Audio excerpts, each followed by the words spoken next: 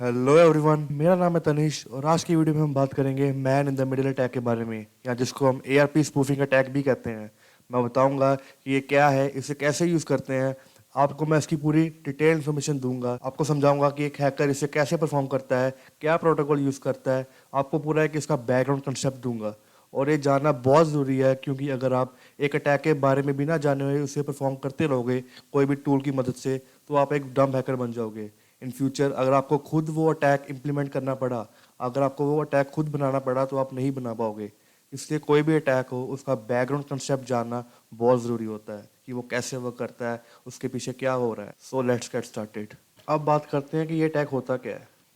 If the victim and the hacker is in the same Wi-Fi network, then the hacker can see whatever the victim is doing online. मतलब कि अगर victim और एक hacker same wifi network के अंदर हो, तो एक हैकर सब देख सकता है जो एक विक्टिम ऑनलाइन कर रहा है। अगर उसने गूगल सर्च किया तो उसको पता लग जाएगा कि उसने गूगल सर्च किया। बेसिकली एक पैकेट्स ही जाते हैं मोबाइल से, तो वो पैकेट्स ही बीच में पकड़ लेता है। वो सब देख सकता है पैकेट्स को, वो क्या कर रहे हैं। उस पैकेट को वो चेंज भी कर सकता है। मतलब कि अगर आपने गूगल सर्च किया तो वो आपको गूगल के बजाय कहीं और भेज सकता है। अगर आप कोई सॉफ्टवेयर डाउनलोड कर रहे हो तो वो आपका सॉफ्टवेयर भी चेंज कर सकता है। तो फिर आपका सॉफ्टवेयर डाउनलोड नहीं होगा, आपका एक मालवेयर डाउनलोड हो जाएगा। तो ये अटैक बहुत डेडली अटैक है। अगर आपको इसकी मैं एग्जांपल दूं, तो ये एक नॉर्मल ट्रैफिक है जो फ्लो करती है। तो आपका ये लैपटॉप है, अगर आपने गूगल सर्च किया तो वो होता क्या है, एक पैकेट की फॉर्म में पहले वो पैकेट राउटर को जाएगा। वो राउटर वो पैकेट को इंटरनेट पे भेजेगा, बेसिकली गूगल के सर्वर पे भेजेगा वो पैकेट। और जो रिस्पॉन्स उसको गूगल के सर्वर पे आएगा, पहले राउटर पे आएगा, और राउटर फिर आपको वो पैकेट का रिस्पॉन्स देगा। तो ये नॉर्मल राउटिंग होती है। पर अगर एक हैकर मेरे बीच में आ गया तो ये राउटिंग ऐसे परफॉर्म करेगी। अगर आपने गूगल सर्च किया तो वो पहले पैकेट राउटर के पास नहीं जाएगा, पहले वो पैकेट हैकर के पास जाएगा। फिर वो हैकर वो पैकेट आगे राउटर को भेजेगा। फिर जो रिस्पॉन्स आएगा, पहले वो रिस्पॉन्स हैकर की मशीन को राउटर भेजेगा। सिंपली आपकी मशीन को राउटर पैकेट नहीं, रिस्पॉन्स नहीं भेजेगा, पहले वो हैकर को ही रिस्पॉन्स भेजेगा, फिर वो हैकर आपको भेजेगा। बेसिकली आपके और राउटर के बीच में एक हैकर आ चुका है, जो कि आपके सारे पैकेट्स देख रहा है, उसको मॉडिफाई कर रहा है, वो कुछ भी कर सकता है। तो आप बात करते हैं कि ये सब हो कैसे रहा है। तो in most cases people are doing this by ARP spoofing. मतलब कि वो एआरपी पैकेट को ऐसे मॉडिफाई करके भेजते हैं कि वो एक राउटर और एक विक्टिम के बीच में आ जाते हैं। उनके सारे पैकेट्स को एनालाइज कर सकते हैं वो। तो ये एआरपी होता क्या है? ARP stands for address resolution protocol, which is use to link IP address with MAC address. तो बेसिकली ये आईपी एड्रेस को मैक एड्रेस के साथ लिंक करता है। तो आपको पता होगा लोकल एरिया नेटवर्क पे अगर मैं किसी को कम्युनिकेट करना चाहता हूँ तो वो कम्युनिकेशन मैक एड्रेस के थ्रू होती है। लोकल एरिया नेटवर्क में मैक एड्रेस रिक्वायरमेंट होती है। तो बेसिकली अगर एक डिवाइस को दूसरे डिवाइस के साथ कम्युनिकेट करना है तो उसको दूसरे डिवाइस का मैक एड्रेस चाहिए होता है। यूजली उसके पास उसका मैक एड्रेस नहीं सेव होगा उसके एआरपी टेबल में। पर एआरपी यूज इसी के लिए होता है कि वो उससे उसका मैक एड्रेस ले पाए। अगर आप पिंग करते हो किसी डिवाइस को जो आपके लोकल एरिया नेटवर्क पे है, तो पहले वो उसको एआरपी पैकेट भेजेगा उसका मैक एड्रेस लेने के लिए, फिर वो उसके साथ कम्युनिकेट करता है। तो आपको मैं समझाता हूँ कि ये वर्क कैसे करता है। तो अब मेरे पास यहाँ पर 3 डिवाइस हैं ए बी सी, जो कि एक राउटर के साथ कनेक्टेड है। अब इन सबका अपना अपना आईपी एड्रेस है, इसका ये है, और सबका एक अपना अपना मैक एड्रेस है।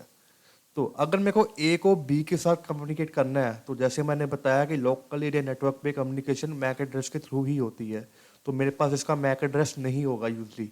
तो वो पहले क्या करेगा, अगर मैंने पिंग करता हूँ इसको, तो वो पहले एक एआरपी पैकेट जनरेट करता है। पहले वो पैकेट एक राउटर को भेजेगा। उस पैकेट में होगा कि हु हैज 10.0.0.3। अब ए के पास बी का आईपी एड्रेस होगा, उसके पास मैक एड्रेस चाहिए होता है। तो वो पैकेट जनरेट करेगा किसके पास 10.0.0.3 का आईपी एड्रेस है। पहले वो पैकेट राउटर के पास गया, फिर वो राउटर उस पैकेट को ब्रॉडकास्ट कर देगा। मतलब जितने भी यूजर्स ए के अलावा जो भी यूजर्स उसके साथ कनेक्टेड होंगे, उनको वो पैकेट भेज देगा कि किसके पास ये वाला आईपी एड्रेस है। तो अब सी के पास तो वो आईपी एड्रेस नहीं है, उसका आईपी एड्रेस अलग है, तो वो उसको कैंसिल कर देगा, ड्रॉप कर देगा पैकेट को वहीं पर। अब बी के पास तो वो आईपी एड्रेस है, तो वो पैकेट को एक्सेप्ट कर लेगा। तो अब बी उस पैकेट का रिप्लाई अपने मैक एड्रेस के थ्रू भेजता है।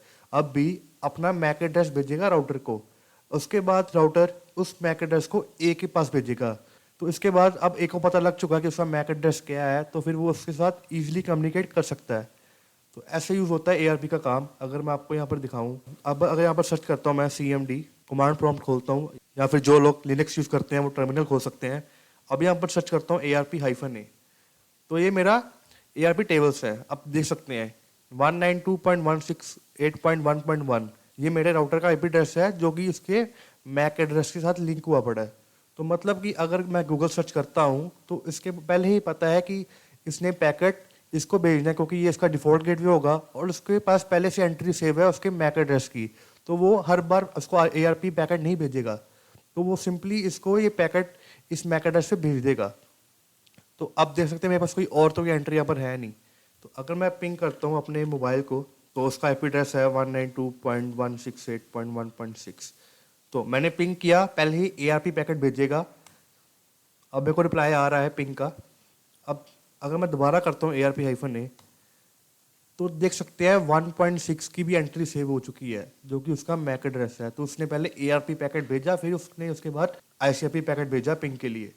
तो ऐसे ये वर्क करता है। ऊपर देखोगे तो ऊपर मेरे पास इसकी कोई एंट्री नहीं थी 1.6 की, पर नीचे मेरे पास एंट्री 1.6 की आ चुकी है। तो बेसिकली यही काम होता है ARP का, वो एक आईपी एड्रेस को मैक एड्रेस के साथ लिंक कर देता है। पर अब इसे हैकर कैसे यूज़ करते हैं? जैसे मैंने बताया आपको कि ARP का काम ही यही होता है कि वो आईपी एड्रेस को मैक एड्रेस के साथ लिंक करता है और लोकल एरिया नेटवर्क पे कम्युनिकेशन मैक एड्रेस के थ्रू ही होती है। अब अगर कोई हैकर है, अब अगर कोई ऐसा पैकेट भेजे, अब अगर कोई वो ऐसा ARP पैकेट इस मशीन को भेजेगा जिसके अंदर आईपी एड्रेस तो राउटर का ही होगा पर मैक एड्रेस इसकी खुद का होगा, तो फिर क्या होगा? अगर मैं यहाँ पर दोबारा खोलता हूँ वो टेबल, तो वो क्या करेगा? तो वो इस आईपी एड्रेस जो कि राउटर का होगा उसके साथ जो ये एंट्री होगी मैक एड्रेस की, इसको चेंज कर देगा। इसकी जगह पर हैकर की मशीन का मैक एड्रेस ये रख देगा। वैसा ही एक और मॉडिफाई किया हुआ पैकेट वो राउटर को भी भेजेगा और वो उसके अंदर भी चेंजेस हो जाएंगे कि जो आईपी एड्रेस विक्टिम की मशीन का है उसके साथ वो अपना मैक एड्रेस भेज देगा, तो और उसके टेबल में वो चेंज हो जाएगा। तो अब अगर नेक्स्ट टाइम विक्टिम का मशीन कुछ सर्च करेगा, अगर उसने गूगल सर्च किया नेक्स्ट टाइम, तो उसके मैक एड्रेस में तो अब एंट्री चेंज हो चुकी है। उसके राउटर के आईपी एड्रेस के साथ हैकर के मशीन का मैक एड्रेस जुड़ चुका है। तो लोकल एरिया नेटवर्क में तो मैक एड्रेस के थ्रू ही कम्युनिकेशन होती है, तो वो पैकेट हैकर की मशीन को भेजेगा। और सेम वे राउटर के भी टेबल में चेंजेस हो चुके हैं। उसको लगता है कि जो भी विक्टिम के मशीन का आईपी एड्रेस है उसका मैक एड्रेस मेरे मशीन का है, उसको तो ये लगेगा। तो नेक्स्ट टाइम वो कोई रिस्पॉन्स आता है तो मेरे को ही भेजेगा वो। तो इस वजह से मैं इन दोनों के बीच में आ चुका हूँ। तो ऐसे वर्क करता है ARP पैकेट और ऐसे एक हैकर इसको यूज़ करता है ARP को। तो अब अगर मैं बताऊं कि how to prevent man in the middle attack, तो पहला तो होता है, जैसे मैंने बता चुका हूँ कि ARP टेबल ही चेंजेस होते हैं, ARP टेबल में ही चेंजेस होते हैं। तो ARP स्पूफिंग डिटेक्शन टूल को यूज़ कर लो, ऑनलाइन बहुत मिलते हैं। अब जैसे इसको यूज़ करोगे तो क्या होगा? अगर आपके ARP टेबल जो मैं यहाँ पर दिखाया था आपको,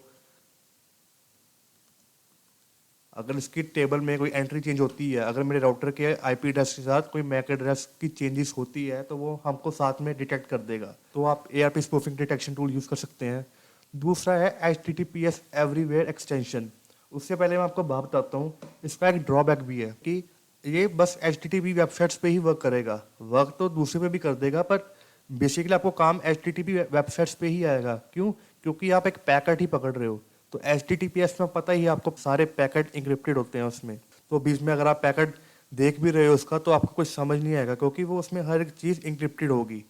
तो ये बस HTTP वेबसाइट्स के लिए ही वैलिड है। तो ये एक्सटेंशन है HTTPS एवरीवेयर एक्सटेंशन, कि अगर आप कोई HTTP वेबसाइट में व्यू करते हो तो आपको साथ में वार्निंग दे देगा। ये भी काफ़ी अच्छी एक्सटेंशन है, मैं भी यूज़ करता हूँ। और थर्ड है ऑब्वियसली VPN का तो आपको पता ही है, वर्चुअल प्राइवेट नेटवर्क। मतलब कि हैकर को तो कुछ पता ही नहीं लगेगा आप कहाँ जा रहे हो, कहाँ विजिट कर रहे हो। तो ये थी प्रिवेंशन। तो नेक्स्ट वीडियो में हम देखेंगे कि इसे हम यूज़ कैसे करें। नेक्स्ट वीडियो में आपको इसका मैं प्रैक्टिकल करके बताऊंगा। तो ये भी जानना बहुत जरूरी था थ्योरी, क्योंकि थ्योरी के बिना आप आगे नहीं मूव कर सकते। So thank you for watching. I hope आपको समझ आ चुका होगा। Good bye.